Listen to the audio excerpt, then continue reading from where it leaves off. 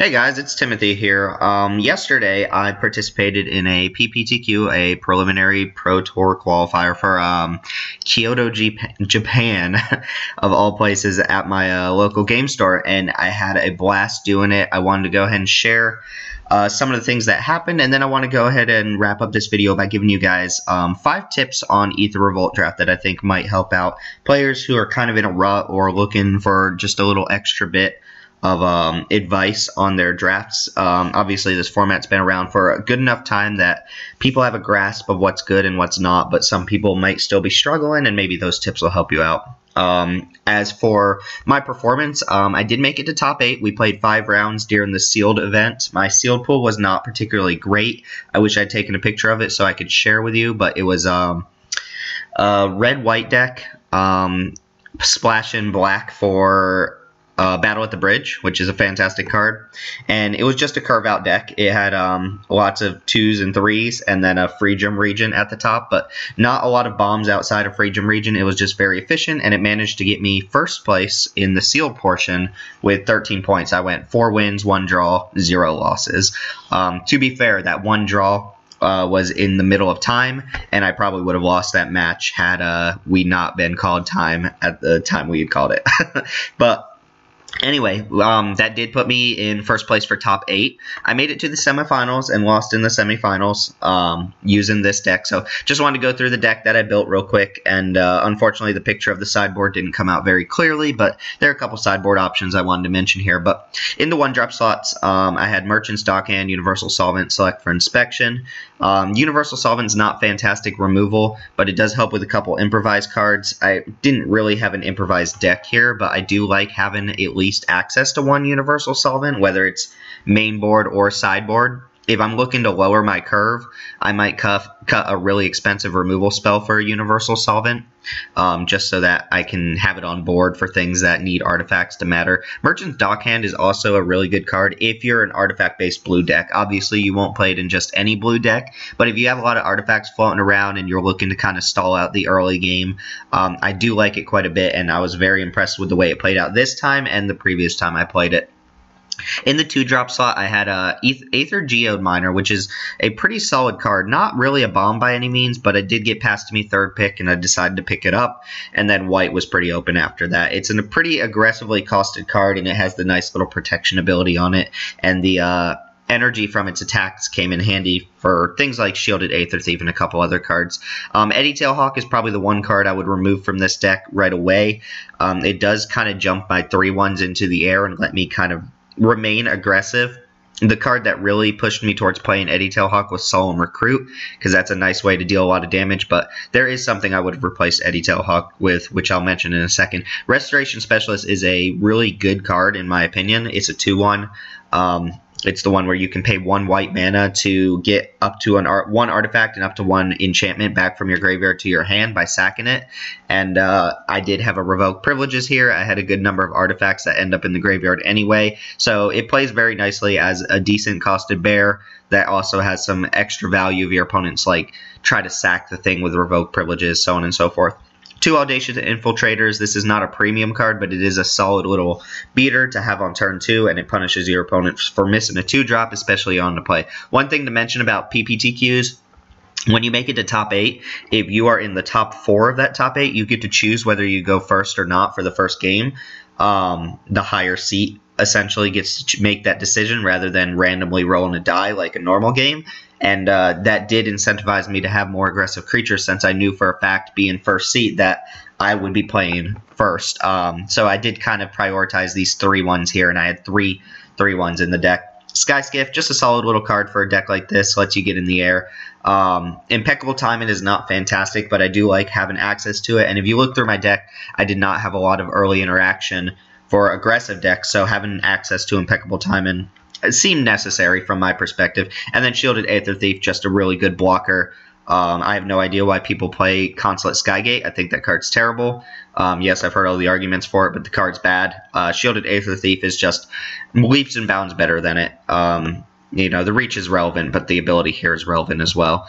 Moving on, I did open Solemn Recruit in my second pack, which was fantastic after knowing that I was already blue-white. Scrap Trawler got passed to me in the first pack, 4th pick. I don't think Scrap Trawler, again, is a bomb, but it is an officially costed colorless creature with a little bit of extra utility. So I like it, and I think it is a first pickable type card, but there are a lot of other stronger cards than it. Revoke Privileges, much better than Caught in the Brights, but I'd be happy with either of them. And after kind of getting shafted here, if you look through, you'll notice I do not have a lot of Kaladesh cards in this draft pile. I think I played a total of 4 Kaladesh cards. Revoke Privileges came around pretty late, and I was getting cut pretty hard in the 3rd pack. So I didn't pick up a lot of playables there, but Revoke Privileges was kind of one of the highlights. Implement of Examination. I've heard a lot of divided opinions about this card. I think it's fine. I think you want it more if you have a lot more Improvise in your deck, but I think it's just a fine card. It's essentially 4 mana for 2 cards, but it plays pretty well. You do need a little bit of card draw to stay relevant. In second thought, I probably could have cut this, having 2 leaving the desks and some other draw effects. So Implement might not have made my deck in other iterations here. And then Night Market Guard. Again, not a fantastic card, but I incentivized this over some other blue card just because it's another way to crew my Iron Tread Crusher, which is a card I'm very happy with in decks like this. But that being said, the top end of the curve here had a Crusher, which, again, is fantastic. Leaving the Dust, I think, is a really good trick for blue. It's card draw on top of removal, although not permanent removal. I had both foils. Check that out. Reverse Engineer, which is probably an incentive for me to cut Implement of Examination, since Reverse Engineer does kind of a better job, usually being around 4 mana anyway, although you can't split the mana up like you can with the Implement. And Dawnfeather Eagle, which is possibly the best white common in this set. I do think it's better than Caught in the Brights or something like that. So this came around pretty late, and I was able to pick it up and identify that white was open. And then Aether Whale and Gearseeker Serpent as my top end with, Gearseeker Serpent's not really a 7-drop. It's just a miserable card to have in your opening hand, but it is a finisher. These were kind of my 2 finishers here. The Whale, unfortunately, did not perform as well as it could have. I'm sorry for that, guys. That shouldn't have happened. But the Whale, unfortunately, I drew it just too late in the game that mattered, and it, fogged a bunch of damage, but it also ate up 6 mana per turn for me to be able to replay it and bounce it and block and so on and so forth. And Gearseeker Serpent did win me my first match, which was very nice. This card is still good. It was very good in Triple Kaladesh, and it's even better now that there are improvised decks floating around, and all of these spare cheap artifacts makes Gearseeker Serpent even better than it was before. Blue decks suffer from being able to close out the game without their secondary color doing the job for them. So these 2 top end cards are very strong. You just need to be able to draw them and play them at a time when it matters, and not be under too much pressure when you do play them. The Whale especially. The Whale is very good if you're not under a lot of pressure, but if your opponent's just slamming a bunch of creatures into you, the Whale is not going to win you the game. It's just not going to be as efficient. The Whale is fantastic when you're at parity with your opponent and you need an attacker or blocker back. So that was my draft deck. I thought it was pretty good. I think there were some cards I'd rather not play, like the Hawk or Impeccable Timing, Night Market Guard. If I had replacements for those, I definitely would have played them. With that being said, there are a couple cards here that I wanted to mention. Aerial Modification is one of them. I had this in my sideboard, and I think that was probably wrong. I think I could have cut Eddy Tail Hawk here and played Aerial Modification instead, since they have very similar effects. They allow a non-flying creature to basically gain flying and be an invasive creature instead. What I decided here is, and I'll mention this again, is I prefer to play 16 lands, and I felt like if I had Aerial Modification in my deck, that would have put me up to an additional 5-drop, and then I probably would have had to play 17 lands just to be on the safe side. But I've lost to this card enough that I think it's actually just a good card. And I usually avoid cards like this, because when I look at it, it doesn't look like it's worth 5 mana. It is expensive. I had 1 vehicle in the deck, so I wasn't really trying to be cute with putting this on Iron Tread Crusher, even though that is pretty sick combo. And +2 is not a huge power toughness boost for a 5-mana card, but I think overall this card is powerful enough, and I have lost to it enough, having never actually played the card myself, that I would be willing to say this is a good card, and I wish I had played it instead of something like Eddy Tail Hawk. which is just a card that drops off very significantly against certain decks.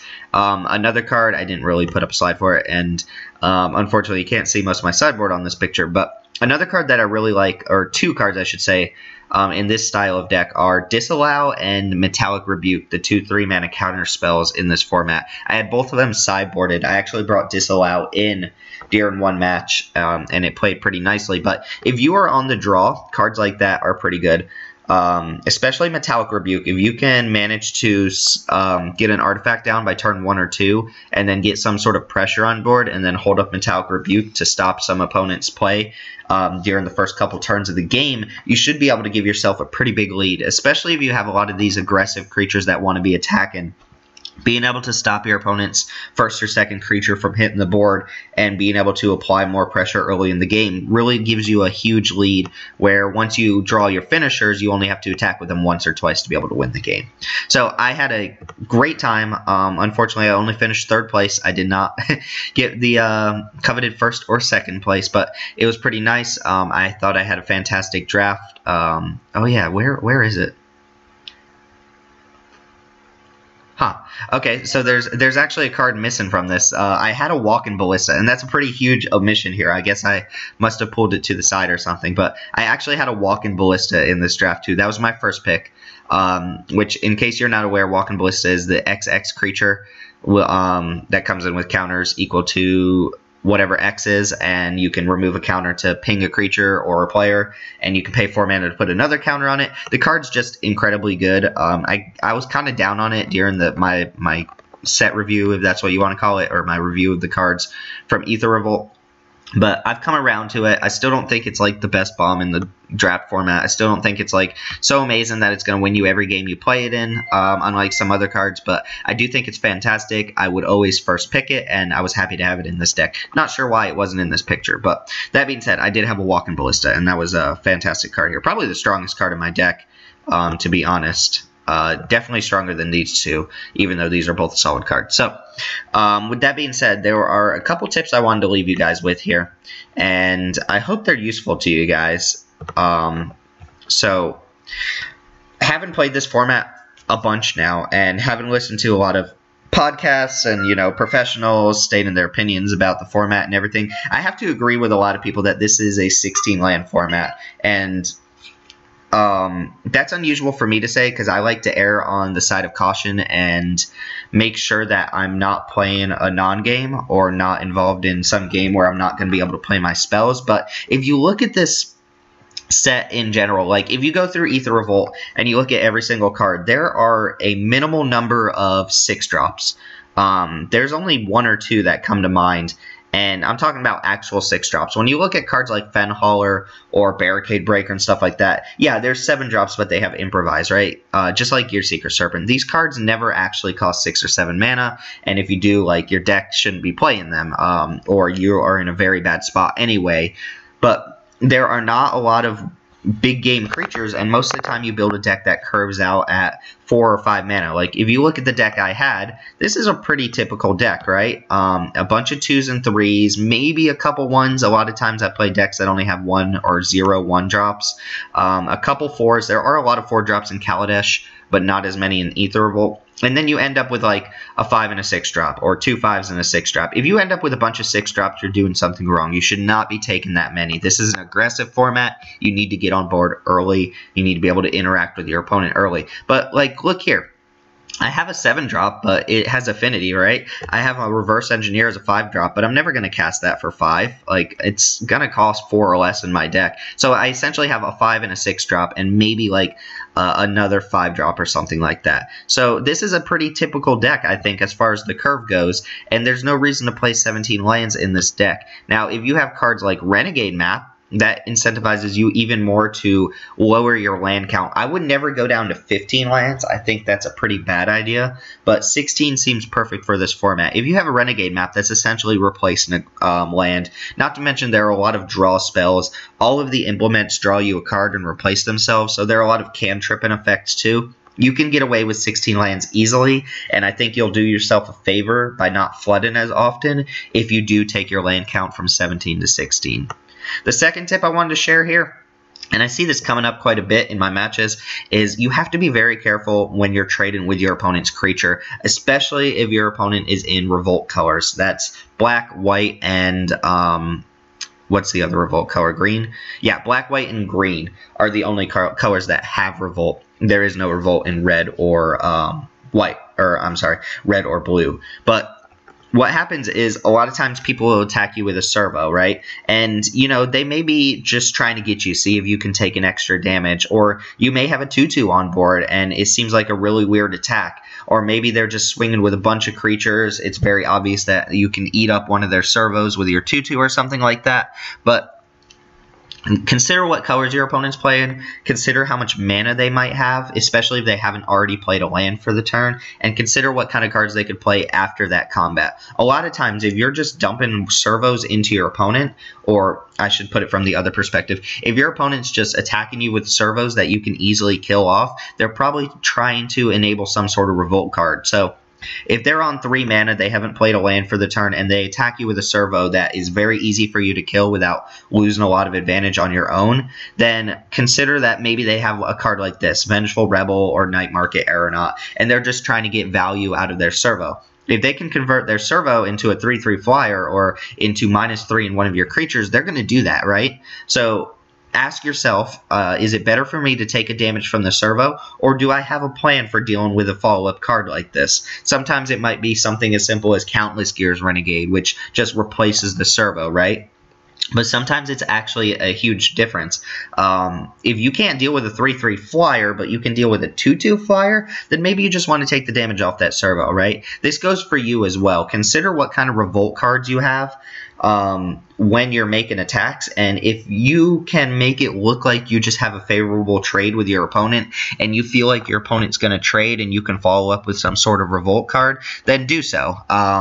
Otherwise, you're just getting in free damage, right? They either choose to trade creatures and you get to drop your revolt creature, or they choose not to trade creatures and they take damage, right? So these are the type of cards that you should be looking out for. I will talk about Night Market Aeronaut in one of my next videos. I think it's wildly terrible card, but cards like Vengeful Rebel can just blow out the game. And yes, even the Aeronaut can win the game as a 3/3 flyer if you're not able to deal with it. On the topic of Revolt, the other thing I wanted to mention here is that you should not get too cute with your Revolt cards. And what I mean by that is don't hold on to your Revolt cards forever and ever and ever trying to get the trigger off of them if you need the body on board. I've made this mistake with Deadeye Harpooner a lot, and that's why people, if you listen to podcasts like Limited Resources or Channel Fireball type articles and stuff, a lot of people are down on Deadeye Harpooner, and I've kind of come around to the consensus with that. The card reads like a kill spell, but a lot of times it doesn't work that way. If your opponent has a lot of vigilance creatures that you're trying to kill, or your opponent just isn't attacking you, won't take the bait, or you don't have a fancy way to trigger Revolt on your turn or something like that, you might just want to play this out as a 2/2. Yeah, it's not good. A 3-mana 2/2 is not a good card, but it's better than just holding this card in your hand doing nothing. It's essentially like Impeccable Time or a white-based removal spell that needs your opponent's creatures to attack or something like that. If they're not attacking, you're not going to get the value out of this. The same goes for pretty much any Revolt card you can think of. Airdrop Aeronauts is fantastic when you gain 5 life off of it. But if you're not going to be able to gain 5 life off of it, this is still a 4/3 flyer for 5 mana. That's a great card, and it could win you the game on its own. Don't get too fancy. Don't skip your 5th turn doing nothing if you're just trying to get 5 life off of it. Now, if that 5 life matters, you might have to jump through a couple hoops to try and get that online. But if it doesn't matter, it's not going to swing the game 100% favorably in your direction or something like that, it might be better to just play your Revolt cards out. A great example of this is if you have Airdrop Aeronauts and something like Dawn Feather Eagle in your hand, 2 5-drops, and you have no way of triggering Revolt on your turn, then it might be better to play the Dawn Feather Eagle because you might have another chance at getting the trigger off of Aeronauts on a following turn. But if the only card in your hand is Aeronauts and that's the only thing you can do for the turn and your alternative is just passing the turn and not playing it, you should just play out your Revolt card, right? So again, don't get too fancy with Revolt. I do really like Revolt decks. I know a lot of people are down on them. I think they're really interesting. I think they have a lot of skill to them as far as like trading creatures or when to use things like Renegade Map or Unbridled Growth. But I don't think you should go for the cutesy play very often, and sometimes you just have to run these out without the extra value and just try to use them as a body. Fourth thing I wanted to mention, this is super important, every Aether Revolt vehicle is playable, every single one of them. There's one vehicle in this set that's not playable, and we all know what that is, right? I think these are the two worst vehicles. I've heard a lot lately about Consulate Dreadnought being just a good card, and I disagree. I don't think it's good. I look at Iron Tread Crusher, and yeah, Iron Tread Crusher costs 4 and this costs 1, so there's a lot of mana investment there. But what you're paying here is you're essentially tapping 6 power for 7 power. You're really just upping your power count by 1, and Dreadnought is really hard to block, but it's just as chumpable as any other vehicle. And Iron Tread Crusher is 1 power less with a still pretty sizable body, but Crew 3 is significantly better than Crew 6. So even though I don't think Dreadnought is unplayable anymore, I'm not looking to play this card. I don't think it's very good, but it is still playable. Same goes for something like Peace Walker Colossus. It's just, even with these prohibitively high crew costs, the bodies on these are just big enough that they either stabilize against aggressive decks, or they're able to trade off or just stop your opponent from attacking with these big creature decks. And likewise, if you're playing something like I don't know, a blue-red deck, and you just have a lot of early game creatures or something like that, and you're not able to push in a win very easily, these vehicles can really go over the top. Another thing I've noticed is there are a lot of more board stalls in this set than there were in Triple Kaladesh, and these vehicles are a great way to kind of break up those board stalls. Even if your opponent trades 2 creatures for your vehicle, that seems favorable in my opinion. Now, I would still avoid jamming cards like this in any old deck. Even something like Ardar Express could be put next to them, but cards like Iron Tread Crusher and Mobile Garrison, the non-bomb artifact vehicle, so to speak. We all know what the bombs are, right? Untethered Express, Sky Sovereign, Aether Sphere Harvester, all those great ones. Heart of Kirin. Those cards are obviously great, but my point here is if you want a vehicle in your deck, if you want something to be able to stabilize the board and stop your opponent from really jamming a lot of big creatures into you, then you could really take any vehicle, even Mobile Garrison, which is probably one of the worst, better than Peace Walker Colossus in my opinion. It's still a fine card and a fine playable card to put in your deck, and it attacks and blocks exceptionally well. Obviously, the golden rule here is the lower the crew cost, the better, but even this just goes to show that even like these really high crew costs still make for playable vehicles if you need the body to be able to stabilize the game. And then the last bit of advice I have here, and this is kind of a point of contention, bad improvise enablers are still bad cards. I don't understand people's philosophy about picking up enablers for these decks if you're just putting a bunch of bad cards in your deck. Obviously, it's easy to say pick better enablers, but sometimes you don't see those better enablers, right? Good enablers are just solid artifact creatures, things like the Ether Cycle that let you make servos when they attack, because those servos can be used for enablers, and you also get a decent body on top of them. Cards like this, Implement of Combustion, Filigree Crawler, we could go on and name a bunch of like really bad artifacts, right? These are bad cards. You should not be putting them in your deck to enable some other strategy. If you look at your improvise cards, they are powerful, right? If you look through the set, you have cards like Fenhauler, you have cards like Windkin Raiders, you have cards like Steamworks Brawler, or whatever the heck its name is, the 3/3 Menace. These are all, or Sweatworks Brawler, I don't know, whatever it's called. Those are all fantastic cards, but they're fine on curve. If you can't improvise them out, they're still fine on curve, and you're probably going to have other artifacts floating around in your deck to the point where you don't need to go through all these hoops to play these bad artifacts. I hear a lot of people saying, well, Implement of Combustion is the best implement because Red has really good improvise cards. Let me just clear that up. Red has exactly 3 improvise cards, one of which is rare, one of which is uncommon, and one of which is common. So, like, just play a better artifact. Don't play a really crappy card like this in your deck to be able to in order to enable your cards, is what I'm saying. Also, if you can't find other artifacts, there's this argument for like, oh, well, I just didn't see other good artifacts, so I have to play this. Like, if you're in a position where your only artifacts in your deck are cards like this and this, then you're not an improvised deck. A lot of times you're going to draw your improvised cards before you draw these really bad artifacts, and then that makes these even worse. Now they have even less utility. So my advice is, if you can pick up good enablers, then do so, obviously. If you can't, then maybe you shouldn't be a quote-unquote improvised deck, right? You don't have to jump through a lot of hoops to make your improvised cards strong, and a lot of times you'll end up with incidental artifacts anyway, maybe a couple vehicles or a couple other just random cards, like Renegade Map does the trick pretty well too, and you would play that in pretty much any deck. But my advice, and I really stick by this, is if your deck requires you to play these really bad artifacts in order for it to work, then you shouldn't be in that sort of deck. And you should catch on to that pretty early. If you're through pack 1 and you have, I don't know, maybe 2 or 3 improvised creatures, maybe a Maverick, Thopterist, maybe Enraged Giant, like these pretty good top-end improvised creatures,